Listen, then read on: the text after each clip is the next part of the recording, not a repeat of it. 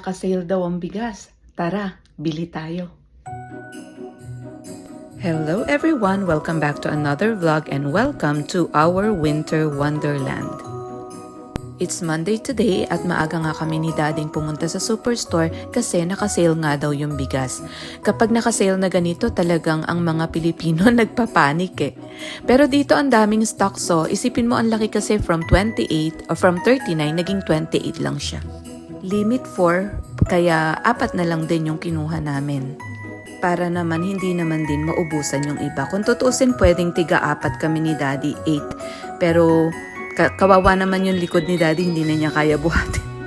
At since malapit nga itong superstore na to sa favorite park ko, naisip ko na ilibot kayo dito sa park para makita nyo itong hoarfrost. Yung hoarfrost pala, nangyayari yan kapag yung fog nag-frozen, kumakapit yung fog dun sa mga dahon, kaya nagkakaroon ng white na parang frost dun sa mga dahon.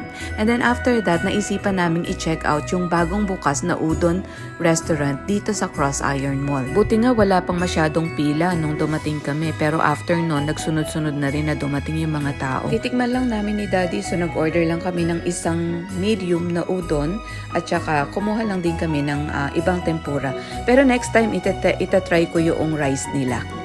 O mga Calgarians, na-try nyo na ba ito? Kung hindi, papunta na kayo. Masarap naman siya.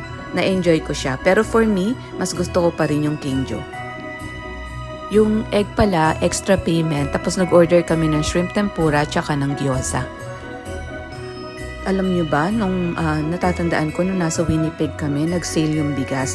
Panic buying talaga nun, nagtatakbuhan yung mga tao. Eh si captain ko nun, yung baby pa siya nun. Hindi pa naman baby, mga 4 years old. Nakasakay siya sa cart. Tapos, tumakbo si Daddy, nalaglag siya dun sa cart na ano talaga yung ulo niya. Mabuti na lang, may suot-suot siyang winter jacket. Hindi naman daw masyado, pero pina-check up pa rin naman, so okay naman siya. Ganyan kagrabe ang panic buying. Nung time na yun ha. Pero at least ngayon marami na silang stocks, hindi na ganun. Tapos ayun nga pala, nung dumating kami, meron akong package from Bluetti. May gift sila sa akin. So thank you Bluetti. Nakakakonsensya nga eh kasi brand partner ko na ang Bluetti ng matagal na. Pero recently nakipag-collaborate ako doon sa EcoFlow, yung parang ka-competition nila. Wala naman akong exclusive contract with Bluetti. Kaya lang syempre, di ba nakakakonsensya na nagbigay sila ng gift tapos ang susunod kong ipifilm for my next camping is yung EcoFlow. Eh, ganun talaga eh. Di ba? So, I hope na maiintindihan din naman nila. At ayan nga, after ay nagluto na ako ng sinigang and then I got ready for work later on. So, paano? Yun lang muna for today. See you again tomorrow for another kwentuhan.